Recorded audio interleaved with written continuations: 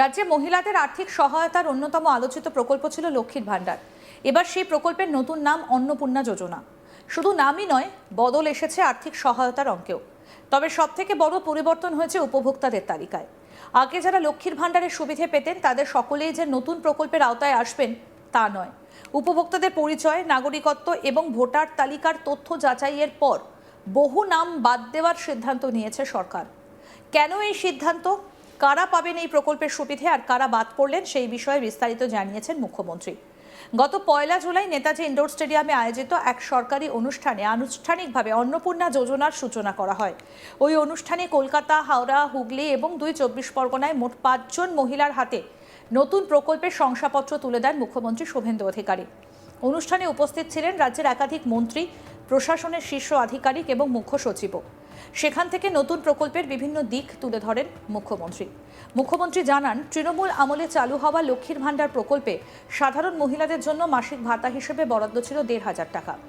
বর্তমানে অন্নপূর্ণা যোজনা নামে সেই প্রকল্প চালু হয়েছে এবং আর্থিক সহায়তার পরিমাণও বৃদ্ধি করা হয়েছে। তবে শুধুমাত্র প্রকল্পের নাম পরিবর্তন নয়, উপভোক্তাদের তালিকাও নতুন করে যাচাই করা হয়েছে। সরকারি তথ্য অনুযায়ী লক্ষ্মীর ভাণ্ডার প্রকল্পের আওতায় প্রায় 2 কোটি উপভোক্তার অ্যাকাউন্টে নিয়মিত অর্থ পৌঁছেছিল, কিন্তু পরবর্তী সময়ে সরকার সেই তালিকা পুনরায় খতিয়ে দেখতে শুরু করে। বিভিন্ন দফায় সমীক্ষা, তথ্য যাচাই এবং নথিপত্র পরীক্ষা করার পর বড়সড় অসঙ্গতি ধরা পড়ে বলে দাবি করা হয়েছে।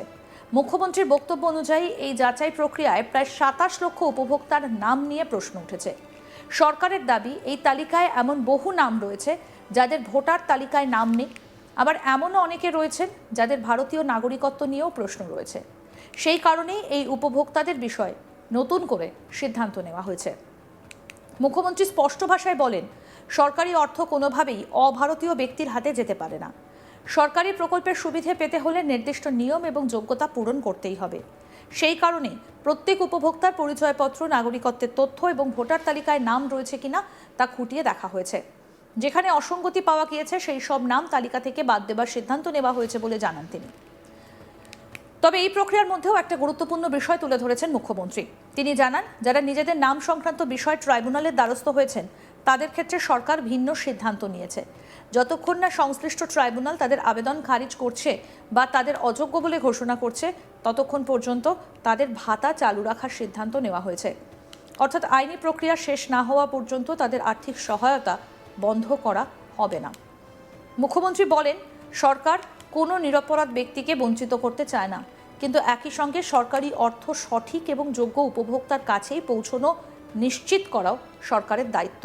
তাই আইনি প্রক্রিয়াকে সম্মান জানিয়েই এই সিদ্ধান্ত নেওয়া হয়েছে।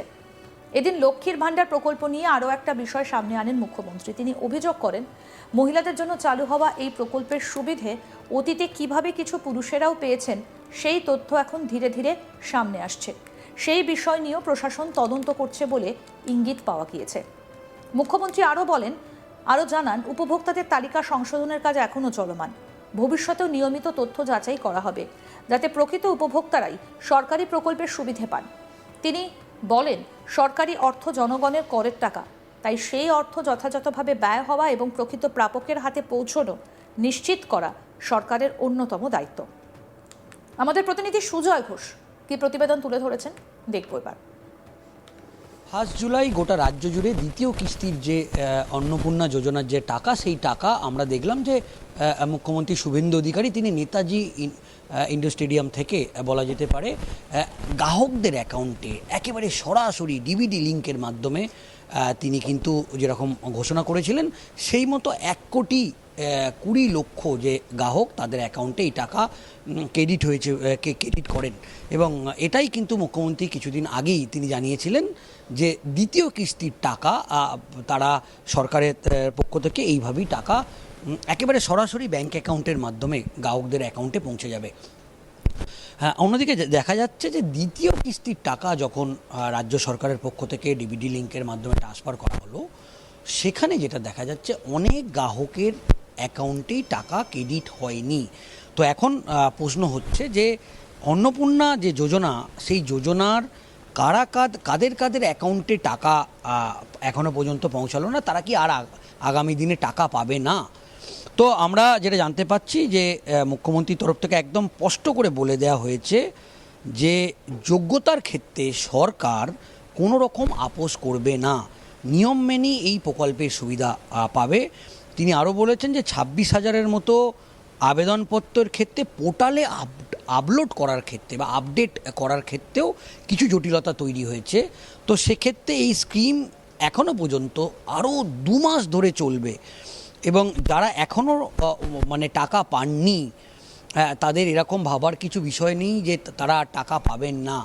একদম রাজ্য সরকারের তরফ থেকে স্পষ্ট করে জানানো হচ্ছে যে বেশ কিছু ক্ষেত্রে একটা জটিলতা তৈরি হয়েছে, কারণ যে পোর্টাল অন্নপূর্ণা যোজনার যে পোর্টাল, সেই পোর্টালে আপডেট করার যখন করা হয়, সেই আপডেট করার ক্ষেত্রে বেশ কিছু জটিলতা দেখা দিয়েছে। কারণ একসঙ্গে এতজন গ্রাহকের ব্যাংক অ্যাকাউন্টে টাকা পৌঁছে যাওয়া, তো সেক্ষেত্রে বেশ কিছু টেকনিক্যাল কারণও খুঁজে বার করেছে দপ্তরের পক্ষ থেকে এবং মুখ্যমন্ত্রী একদম স্পষ্ট করে বলেছেন পুরো বিষয়টা যাচাই করা হবে এবং যাচাই করে তারপরেই মানে তাদের অ্যাকাউন্টে টাকা ক্রেডিট হবে।